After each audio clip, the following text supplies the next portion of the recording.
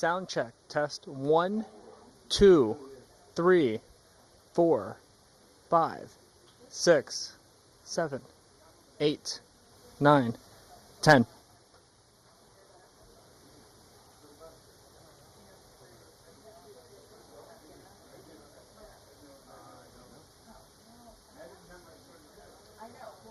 Testing, testing. 1, 2, 3, 4, 5, 6, 7, 8, 9, 10, 11.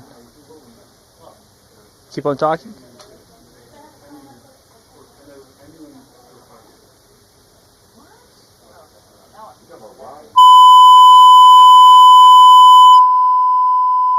Testing. 1, 2.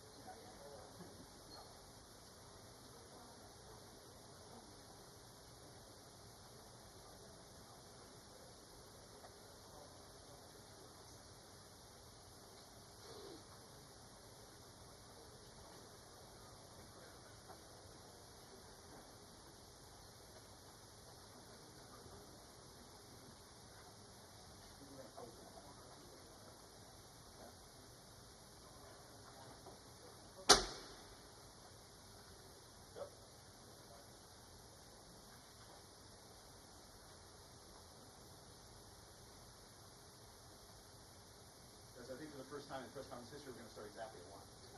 Right? So, 8 minutes?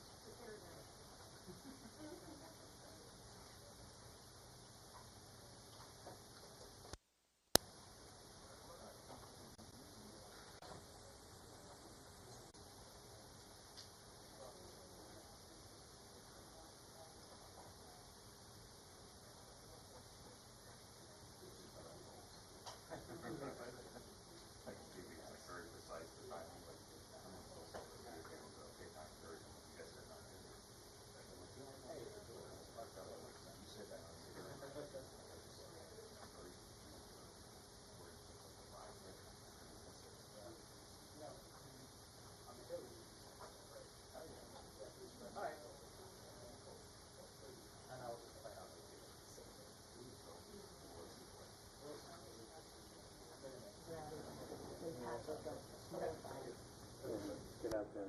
Do the thing over that. That's what I was wondering.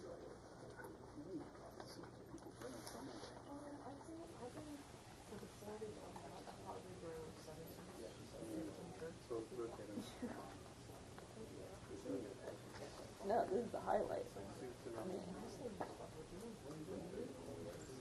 how much fucking my other story done, honestly. So, even though I have hotels, I usually go to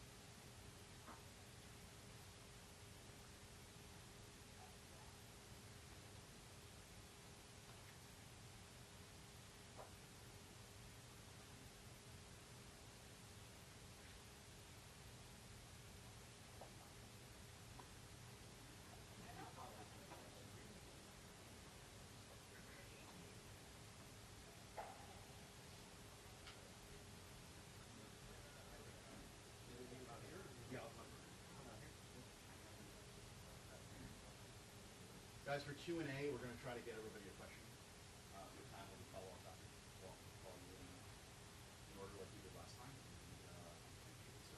2 minutes.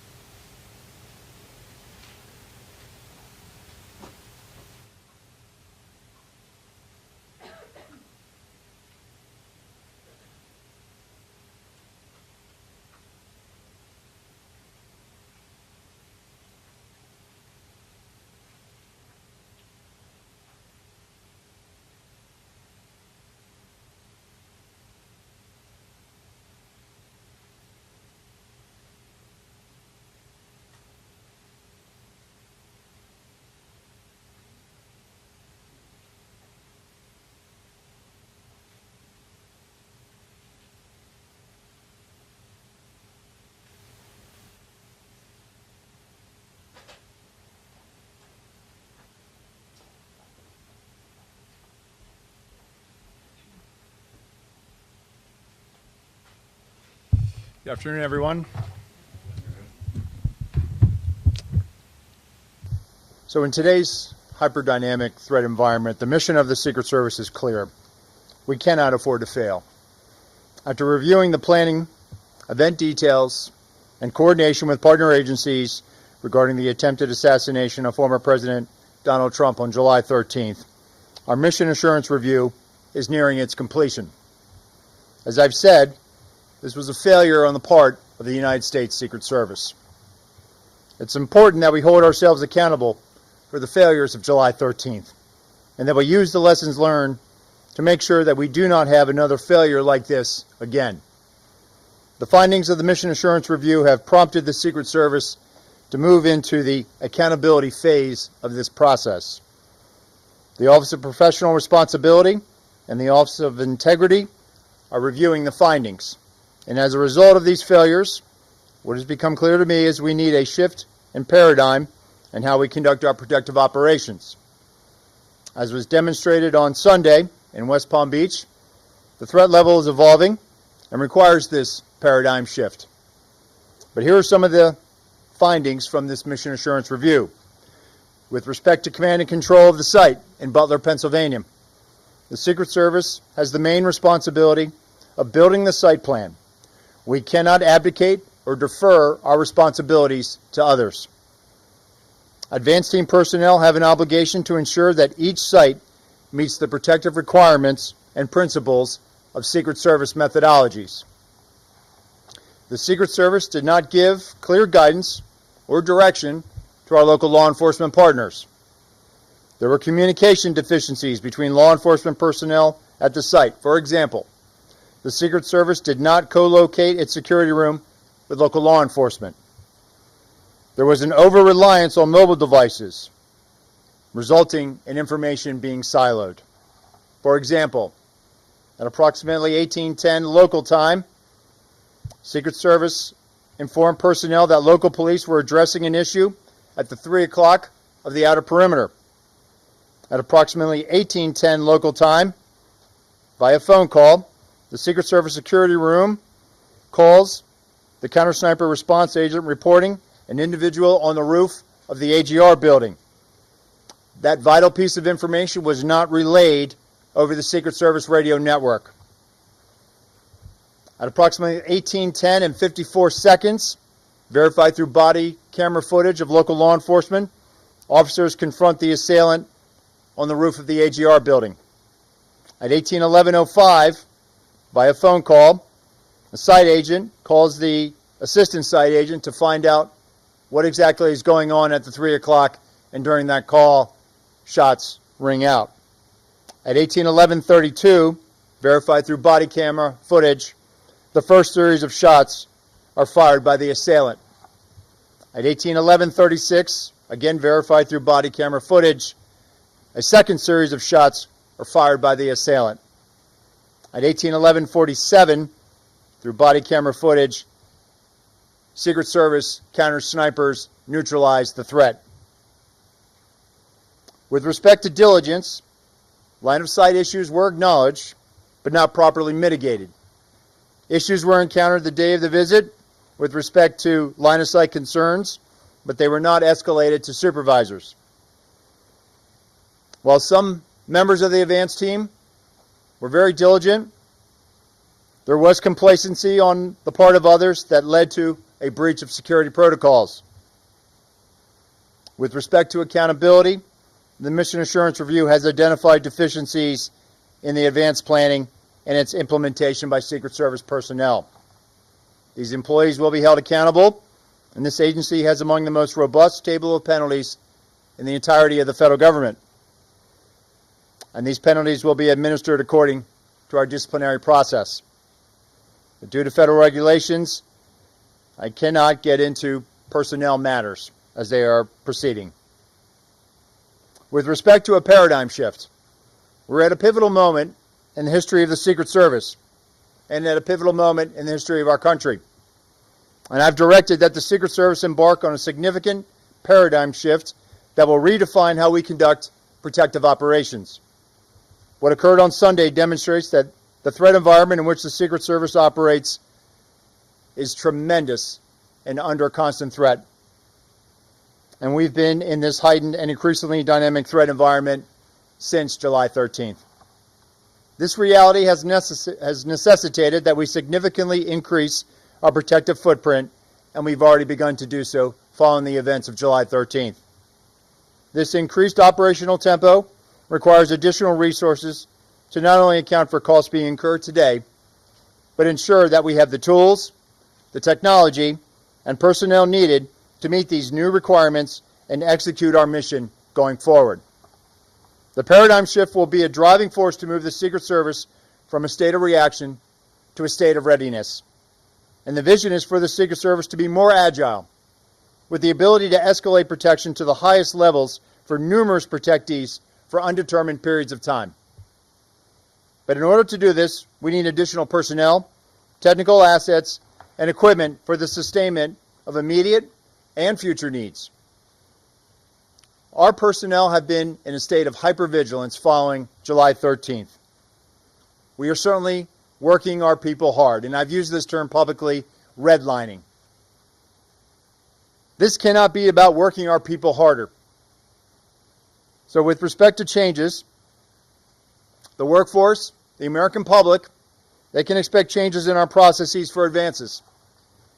There will be an increased use of technology, not only to assist in communications, but also situational awareness when we're doing our protective mission. There will be organizational changes.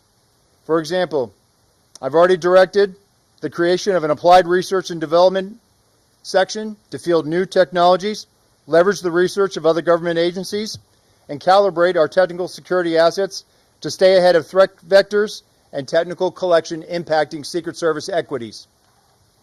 This will be an iterative process, meaning it will be constantly evaluated, validated, updated, and evolving. We cannot be stagnant. And we must be weaned off the reliance of partners within DHS to assist us during high operational times. The Secret Service should be self-reliant outside of national special security events. However, we recognize that we will always need assistance from our partners within the Department of Homeland Security and our partners at the Department of Defense. And I want to take this moment now also to thank our workforce. I want to conclude by thanking the men and women of the Secret Service who are working tirelessly. This summer we experienced an unprecedented operational tempo for our agency.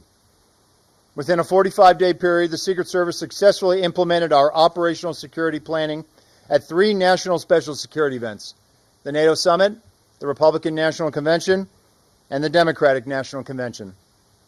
We successfully protected both the presidential debate in Philadelphia and multiple protective visits commemorating the anniversary of the September 11th attacks. All of this took place while protecting major party candidates on the campaign trail. This high operational tempo continues as the Secret Service prepares for the United Nations General Assembly next week, where we expect to protect more than 140 visiting world leaders and heads of state. I am proud of all that we've accomplished in a very difficult and tumultuous time for the agency. And I recognize and thank the men and women of the Secret Service and their families for continuing to make great sacrifices in support of our enduring mission. And with that, I will take questions. Director, given all of the attention and scrutiny related to these events, Sir, given all the attention and scrutiny related to these events, do you believe your highest level protectees will now need to campaign differently in how they organize their events and in how they live their daily lives, things like trips to golf courses or recreational time? Will they have to live differently in order to be safe? Well, ultimately, Kelly, it's the responsibility of the Secret Service to make sure that we provide a secure environment for our protectees. We want them to make sure that they can live their lives with some type of normalcy, but they must do so with us providing the highest levels of protection, which we have been doing since July 13th. And so it's ultimately our responsibility to make sure that wherever our protectees go, we are creating a safe environment. And that comes back to us being able to use our methodologies, to use our redundancies, our systems that we have in place to create those secure environments. Do they need to campaign differently, sir? I, Those are organized or set up, outdoor events, that kind of thing? So since July 13th, we have been securing successfully outdoor events. And what you're seeing is an increased use of assets, increased use of ballistic glass. So we certainly make sure that when they are out there at an outdoor venue, that we are using our protective methodologies to create that safe environment. Hello, Director. Thank you for taking the time. Could you just kind of go into a bit more detail about the conversations you had with Trump campaign staff about the selection of the Butler site? The report says that Secret Service agents saw it as a challenge, and the staff wanted to have the rally there. Did the staff go against your recommendation? Can you speak to exactly what was said and what the outcome was? So, listen, the staff chooses a site, and ultimately it's on the Secret Service to secure it. So when the site was selected, the advance team went about identifying areas of concern. The AGR building was one of those hazards that was identified. But let me just be clear, Maria, ultimately it is the Secret Service's responsibility to secure a site. We certainly have conversations, and it doesn't matter whether it's a campaign staff or a White House staff. We have conversations, and we have very good working relationships with those staffs. But ultimately, it is the Secret Service's responsibility to secure a site. Your comments? Director, thank you. Based on your review and analysis, what is the reason, what's the best explanation for why there was not law enforcement personnel covering the roof, physically on the roof itself, or making sure someone could not get on top of the roof? And the follow-up question would be, how disappointed are you in what you described as deficiencies in diligence? Sure. So ultimately, Pierre, we have to be very direct and clear when we're talking to our state and local counterparts. With respect to Butler, I think what the Mission Assurance Review has identified is that there was that lack of clarity. And I can tell you, since July 13th, when I've been out on the road and I've watched field offices, and I gave guidance upon becoming the acting director to the field, we have to be very clear when we're talking to our state and local partners. We value those relationships with them. We need them to be assisting us and be shoulder to shoulder with us. And it appears that there was that lack of clarity with respect to Butler. And go again with your follow-up here. So there was a lack of clarity that roof should be secure, period, full stop. There was discussion about how the roof was going to be secured, and I think what it came back to is we should have challenged how that mechanism was being implemented.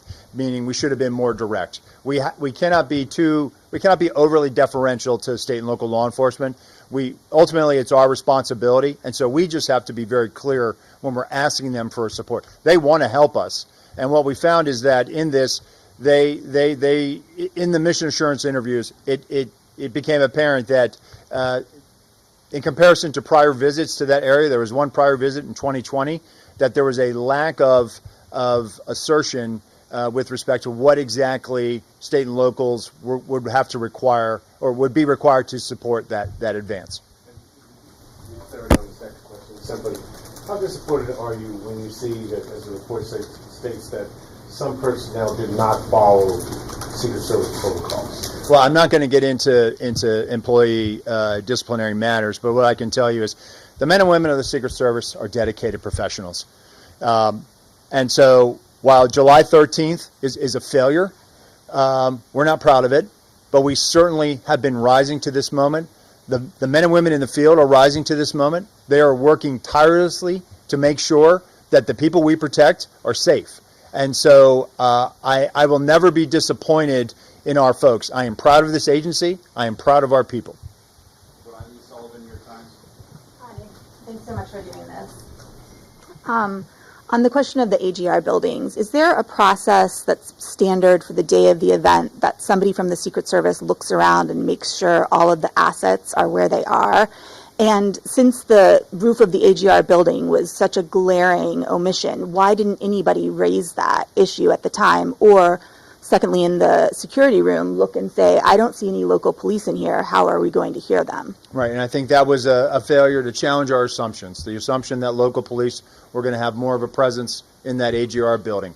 Getting back to your question, there is that diligence that has to be done by the site agents to make sure that, hey, all of the assets are in place. And so there was an assumption that they had it covered, but there clearly was not that follow-up to make sure. But is there a process that you look around and like a punch list and check it off? And it is part of the principles of our advance and our protective methodologies. okay, and secondly, just to follow up on the campaign question, you said it's ultimately the Secret Service's responsibility. So when there's a disagreement between the campaign and the Secret Service on a security issue, who has the last word?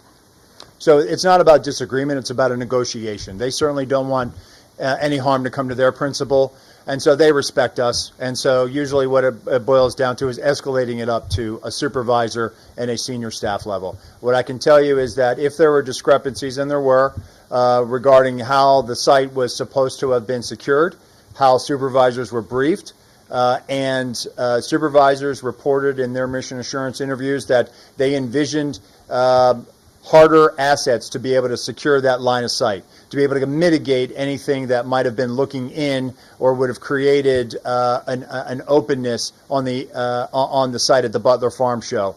And so on the morning of, if there were those deficiencies, they were never escalated up to the supervisors to be able to resolve.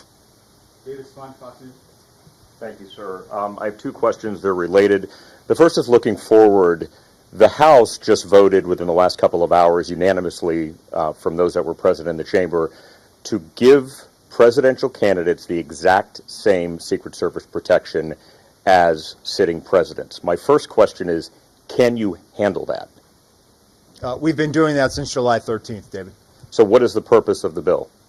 I don't know. You'd have to ask members of Congress that. What I can tell you is that when I say the highest levels of Secret Service protection, the former president is getting tactical assets. He's getting everything that the former president, that the current president has with respect to Secret Service assets. And that was my second question. Can you explain that former President Trump is getting the same protection as President Biden and Vice President Harris? Because a lot of members of Congress on Capitol Hill are skeptical about that. There's a lot of talk saying clearly he didn't have the same protection because if he did, the golf course would have been secure in West Palm Beach. Can you tell people what's going on with that? So with respect to West Palm Beach, what I can tell you without getting into our TTPs, our techniques, our tactics, our procedures, what I can tell you is that on that day there were counter-sniper elements that were present with the former president on the golf course in proximity. There was an entire counter-assault team that was there in proximity. There was also a jump team in proximity. The advance agent who was part of the first element, whose goal was to sweep ahead, did his job. That young man is a very young agent early in his career. His vigilance, his reaction is exactly how we trained and exactly what we want our personnel to do. He identified a threat, an individual with a long gun, and he made swift decisions and took a swift action to be able to mitigate that. No shot was fired at the former president. The former president was not exposed to where he was on the golf course. And what I've said, and I said this Monday, that the procedures work, the redundancies work, so that high level of protection is working. Nicole Stanga, CBS. Acting Director, thank you very much for doing this. Two questions, just one on West Palm Beach. The busy public road that is adjacent to that sixth hole where the suspect was hiding is a well-known blind spot on that specific golf course. Why did no one within the U.S. Secret Service sweep behind that fence line for threats? They were sweeping ahead, Nicole. So what I just explained is that that lead element was going ahead sweeping. But was there anyone behind the fence where the road was sweeping there to see if anyone was in the bushes? Having been there and seen the vantage point, whether they were on the public side or the private side, the bottom line is the individual was detected. On Butler, you testified before Congress that all assets requested for the Butler rally by Trump's detail were approved. But there are Secret Service assets that may have prevented the tragedy on July 13th, most notably a counter-assault-Vance team that would have surveyed the site ahead of time or enhanced counter-drone protection that might have prevented the tragedy. Were those specific assets requested by Trump's detail? If they were they denied? And if they weren't, why weren't they requested? So the counter-assault team had an element that was there that had embedded with local law enforcement, so we had tactical elements in place. The counter-assault team leader that day had been in direct contact in the days leading up to July 13th with those tactical elements. But just to be clear, did the Trump detail ask for any additional resources that were denied by the Secret Service? So based on the information I have right now, the asset request, all of those assets that were asked for were approved. And so what we're looking at now is, were there any additional ones that came in through other channels? But what I can tell you, based on the information I have now, the assets were approved. We'll go to Holmes or CNN.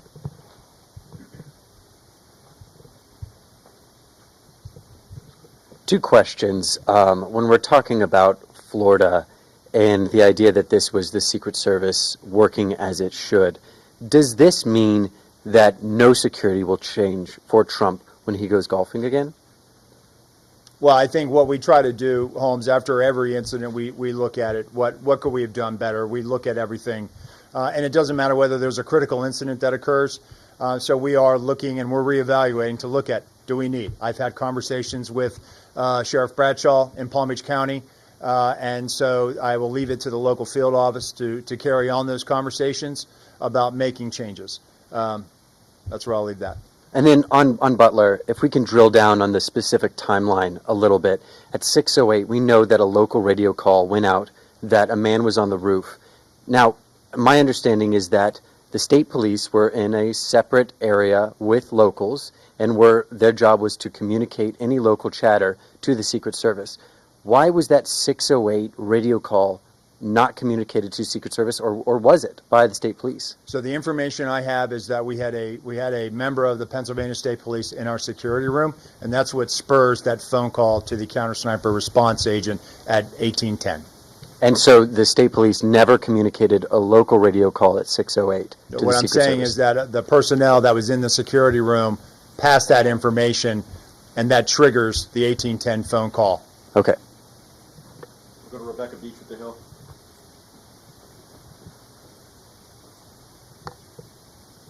Hi, I know Congress has sounded a little resistant lately in terms of what it might do for funding for the Secret Service. Given the sort of paradigm shift that you've laid out today, I'm curious what you'll be looking for from Congress and sort of what you're seeking from lawmakers to carry that out. We've been briefing, we've been providing information. Right now, I do think that, the Congress has questions. We're responding to those questions and providing them information. But at the end of the day, I think everybody wants a strong Secret Service, and that's what I'm working towards. That's what members are working towards, and so we'll continue to have those conversations. We'll go to Claudia with Univision. Hi, thank you so much for doing this. Republicans in Congress, they want the same level of security than the president for the candidates. How realistic is really that? Can you be more specific on that? I know you answered that question, but can a candidate have the same level of security of a sitting president? And also, what changes are we expecting in the security area after, where most of the incidents happened? So how I approach that, Claudia, is this. The way the Secret Service is structured, the President of the United States has the highest level of protection of any world leader, period, the end. The number of assets that the Secret Service provides and the Department of Defense provides is at the highest levels. Those same highest levels with respect to the Secret Service are being provided to the former president's detail. And so when it comes to maintaining this, where we are at right now is we have finite resources. The way we are structured with some of our classified assets, with some of our personnel, and with some of the president, we've now expanded that to include the former president. And so while we can do this, it is certainly, we are burning through a lot of assets and resources. And that's the argument that we've been trying to show. This isn't some pie in the sky trying to say, hey, we want this now. We are not capitalizing on a crisis. We are showing the math. We have finite resources, and we are stretching those resources to their maximum right now, which is going to require us to replace these assets. It's going to require us to also adjust, to look at this and evaluate that if we have to do this again, or do it because of some other situation that we have no other control of, we have to be able to sustain that for an indefinite period of time. And so I am hopeful, and I am certainly engaged in these discussions, and I feel like at the end we will get there because we have no other choice. What changes are you going to make outside of the secure area?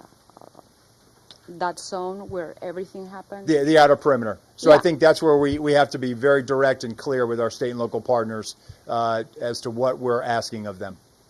Go to Joe Coelho with News Nation. Thank you, Acting Director. I've got two questions. The first, it's our understanding it takes anywhere from 4 to 10 years for an agent to go through the training that rises them up to a presidential detail level. You've described a manpower issue. Given that, do you think that training time frame might change so you can expedite getting more officers to a presidential detail should you need that? So we're not going to drop standards, Joe. We have not dropped standards. You do need to develop those agents, and when agents start, you cannot put them on the highest level protecting a protectee. When they graduate from our training facility, they go to a field. They do advances. They do criminal investigations. The importance of having that what we call phase one, that's where those agents that are doing federal investigations, that are interfacing with local law enforcement, those are skills that they learn. Analytic skills, how to conduct a federal investigation, how to interact with a U.S. attorney, how to interact with a state or local agency. And all the while they're doing that, they're also popping in and out doing protection, whether they're doing it in New York City for a United Nations General Assembly, or they're doing it in advance for a visiting head of state or a world leader that comes into their field office district. That's where they cultivate and sharpen those skills, and it will take them up until probably 4 years. Ideally, that sweet spot is between the 4th and 5th year, where we send them off to a permanent detail. That's where we are getting to as far as the career path. And so it's critically important that we make sure that we still develop people. It is being on the Presidential Protective Division or the Vice Presidential Detail. It is a very, very high pressure situation. It requires a lot of maturity. It requires decision making, analytic skills, and the ability to problem solve. And it takes time to develop those skills, even though we've put you through training. The more seasoning you have in the field, the better off you're going to be as far as being a protection agent. So then how do you address the manpower issue quickly? So right now we've had robust hiring this year. By the time we close out the fiscal year, we're going to hire more than 400 special agents this year. Right now, looks like we're going to have a net gain in the hundreds, triple-digit net gains, something that we have not seen in a little while. I can tell you that applications right now are at an all-time high for applicants seeking employment with the United States Secret Service. So I do believe that we are going to meet this. We have no choice. We have the 2028 Summer Olympics ahead of us in Los Angeles. The Secret Service will be responsible for the security planning of that. That is going to require a tremendous amount of personnel, tremendous amount of resources, and a tremendous amount of collaboration with state and local and other federal partners. We are going to get there. We are getting there now. We have filled all of our training classes going into this next fiscal year. So we're getting there. We have turned the corner. We're showing those metrics to Congress, and I think that's the question that they've had, and we are going to show them that we can deliver on this. And just second question is, former President Trump has said that he is going to the Alabama-Georgia football game this weekend. Are those kinds of events particularly concerning, given he could be around tens, if not hundreds of thousands of people? So I'm not going to comment on protectee schedules. What I'll tell you is that each event is complex and each advance is different. And those advance teams, they know what they have to do to make a secure environment for our protectees. Thank you for doing this. You said we were now moving into the accountability phase of this Butler investigation. You did not want to discuss names of who might be punished, so to speak, but can you give us more detail, at least maybe how many people would face punishment or repercussions for what happened in Butler, at what levels of the organization those people represent, and what level of punishment, again, they may face? So again, I can't comment on this. This is a personnel matter that is still pending. What I will tell you is that I have not asked for anybody to retire. That was not, I know some of that was reported. That is false. And with respect to the disciplinary process, it will be handled in accordance with our table of penalties. That will be led by the Office of Integrity in coordination with our Office of Professional Responsibility. And then one follow-up as well. All this talk about making things more robust, more agents in the field, this type of thing, this is not the first presidential election you guys have had to secure. So why weren't all those moves put in place prior to this year's election? So the former president has had robust security around him since he left office, more robust than prior former presidents.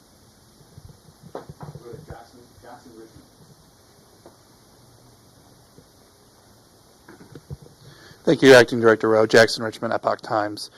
Has security been adjusted or increased following the Florida attempted assassination attempt? After all, according to Congressman Matt Gaetz, a DHS official has warned that there are 5 assassination teams targeting former President Trump. The official warned that there isn't enough protection to deal with that level of threat. Are you aware of this assessment, and what is the Secret Service doing to respond? So I will tell you, as I mentioned earlier, we, of course, are evaluating coming out of West Palm Beach, and we're having those conversations with state and locals.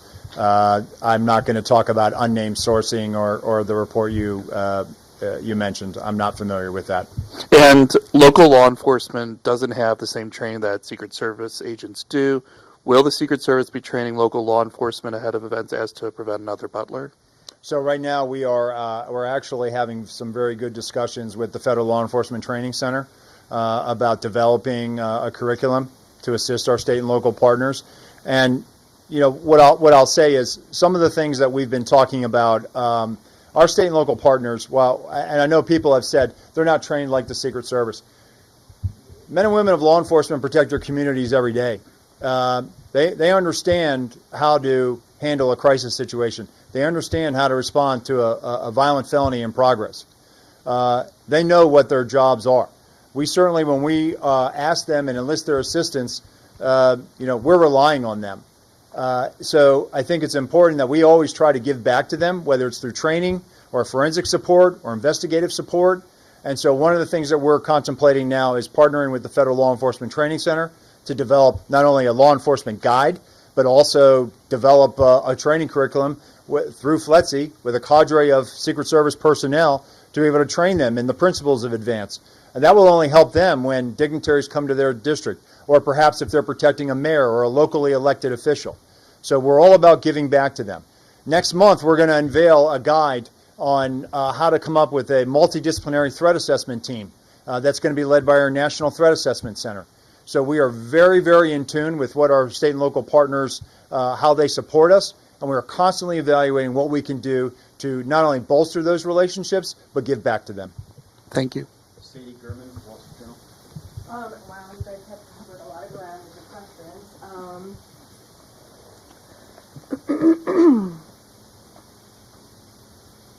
I guess I would just ask, guys, I don't know. You guys have really covered it. I'm sorry. I'm gonna give my question to someone else. You only get one. Rebecca with the Associated Press.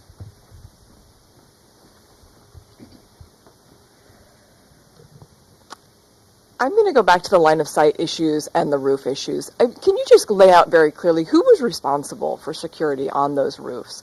Was it the locals? What was the plan and how did it fail? And then also, secondly, you keep talking about a paradigm shift, but what does that mean? Can you kind of detail what you mean by that? So with respect to the AGR building, and that's where you're going for, right? When we construct a site, not only are we worried about who can get into a site, but also who can look into that site. So there should have been clear direction about what we needed done at the AGR building. That was discussed during the advance, but I think there was a lack of follow through based on the information I have now and what I'm seeing.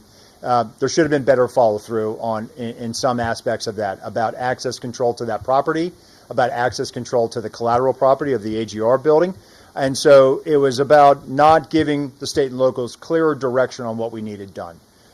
With respect to the paradigm shift, this is about looking at the organization holistically. For example, the communications issue. Communications were problematic. And I think where I'm looking at is we need to have communications that are more closely aligned to the operations. And so coming out of July 13th, what I've seen and the direction I gave is we have to be very efficient with where we're putting our security rooms. Recently, I was on a visit where, again, similar to Butler, where there was a unified command post. Just as there was in Butler, there was one at this location, where not only did you have emergency services insofar as fire life safety, but you had emergency management officials. You had the highway patrol and the state police in that room. You had local law enforcement in that room. You had Secret Service agents in that room monitoring frequencies and listening to what was going on those state and local networks. In addition to that, the locals were flying a drone in proximity to the site. That drone feed was being beamed into that unified command post, and our agents had total domain awareness about what was going on. Also, they had traffic cams. They were able to pipe in those traffic cams into that unified command post. That is the model by which our field, they have taken this to heart, and those special agents in the field are now having those conversations, and they are directing exactly what we need, and they're posting our people exactly where we need to be, so that when our protectees are in a site, we have total awareness of what's going on around us, and we have total awareness of what's being communicated on those local networks. And if I could just follow up with one question. Down in West Palm Beach, on the evening of the attempted assassination down there, the local chief, I believe it was Bradshaw, had said that when Trump was president, there would have been a lot more security around the perimeter, but basically now the Secret Service does the best that they can.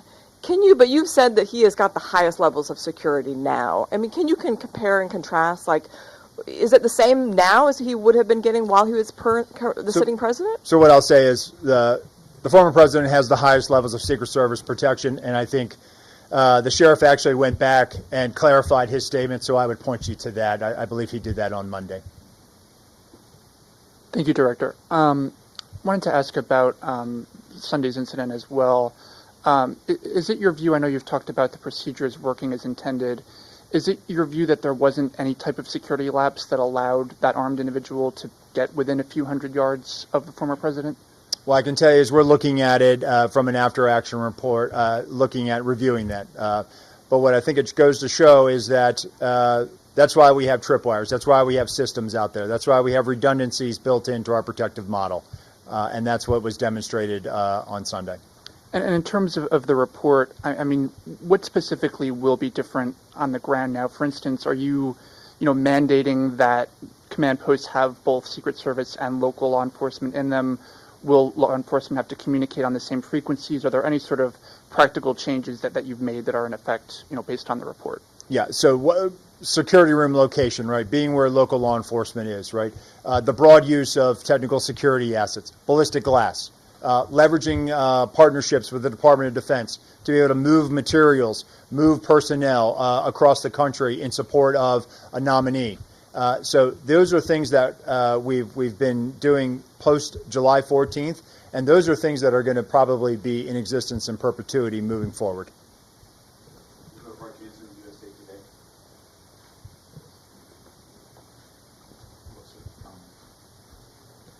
I also had a question about Florida.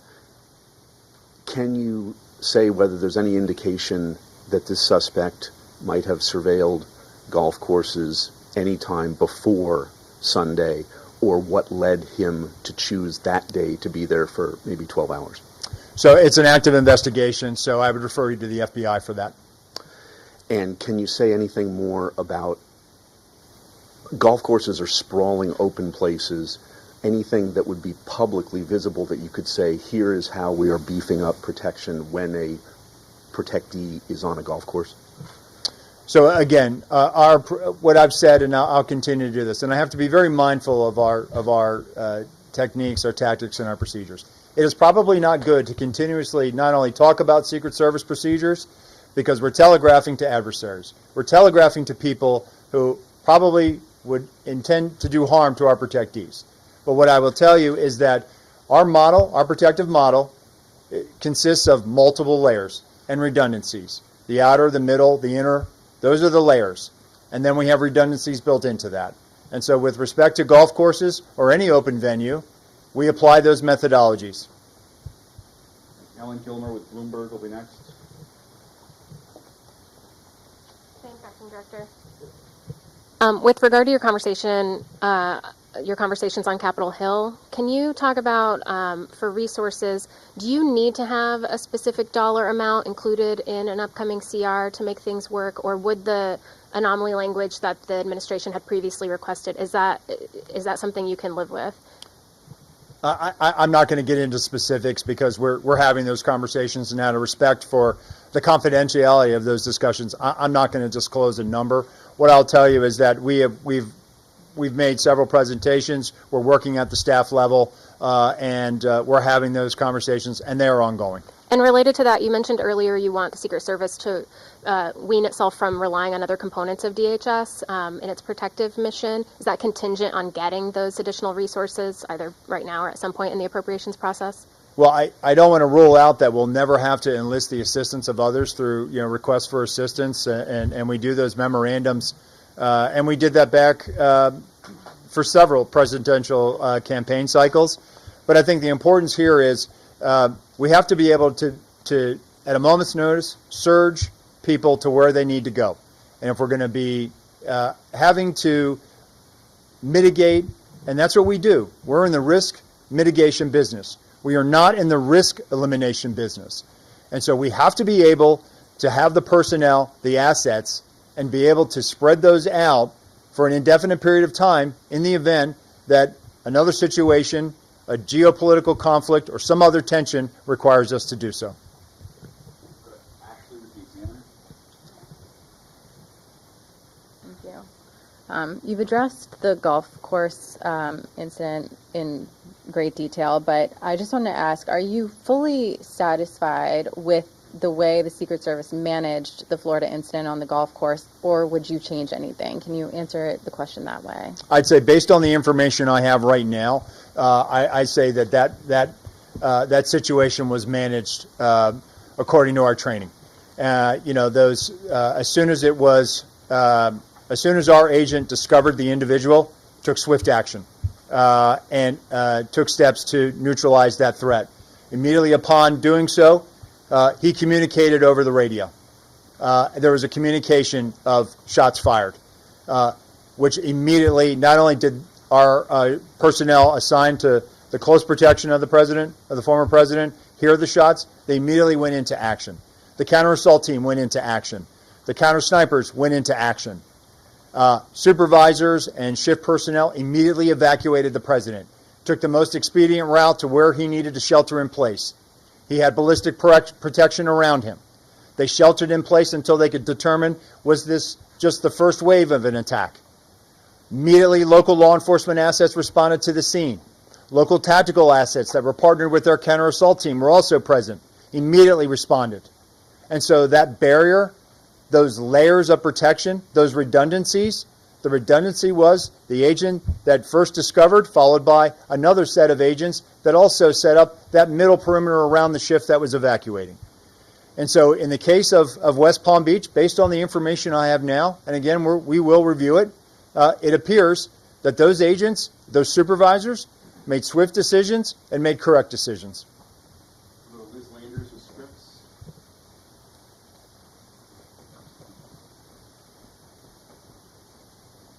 Thank you. Hi, Acting Director. I want to drill down on this issue of resources. You sent a letter to Senator Murphy and to Senator Britt on September 5th, and it became public. And it said in the letter, you wrote, "We do not believe that the security failures of July 13th, 2024 was the result of a lack of resources." I'm hearing you talk over and over again, and it says here at the bottom of this press release you guys have today, the agency must increase its protective footprint, including personnel, technical assets, and equipment. How do you square those two things? How do you ask Congress for more money when you yourself have determined that what happened on July 13th was not a lack of resources? So how I square that is as follows. Following July 13th, we immediately took steps to elevate the vice president, the former president, to the highest levels of Secret Service protection. We also took steps to elevate the protection of Senator Vance and eventually Governor Walz to high levels of Secret Service protection. And what I was talking about earlier is the way we are structured, and I go back to this, the President of the United States is the most highly protected individual on the face of the world. That is how the Secret Service is built. That is what we are primarily focused on. And then once you have those assets and resources, they are also committed to the vice president. So how I square this is as follows. Following July 13th, when now we are because of this hyper-dynamic threat and the operational environment which we find ourselves in, we only have so much of those assets to go around. And so while we are providing them to the former president, we are providing them to the president, to the vice president, to other protectees. And so at this point, what I'm telling Congress is we can do this and we will do this, but there has to be a replacement. There has to be life cycle replacement on this. There has to be, if we're going to be called upon to do this again or do this now, because the threat is not waning. The threat is not going to evaporate anytime soon. And so we have to be prepared for this. And that is the argument that we have been making, and we have certainly made some inroads, and we're having these productive conversations with the Hill. Can I just ask you also, will the Secret Service have the resources to protect the Capitol on January 6th? I know that's now been designated.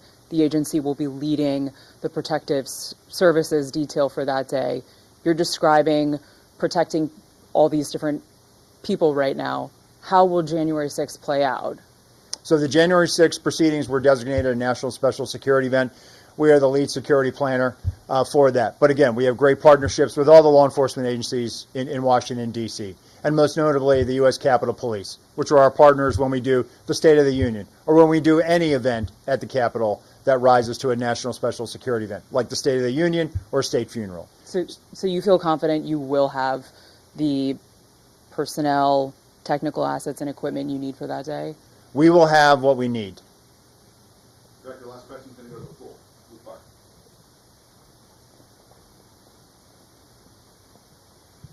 card. Do you think that by Congress legislating the protective detail regulations, do you think that is helpful in terms of being able to staff up or staff down the agency when you need? So I have not done an analysis of the legislation. I assume it's pretty direct.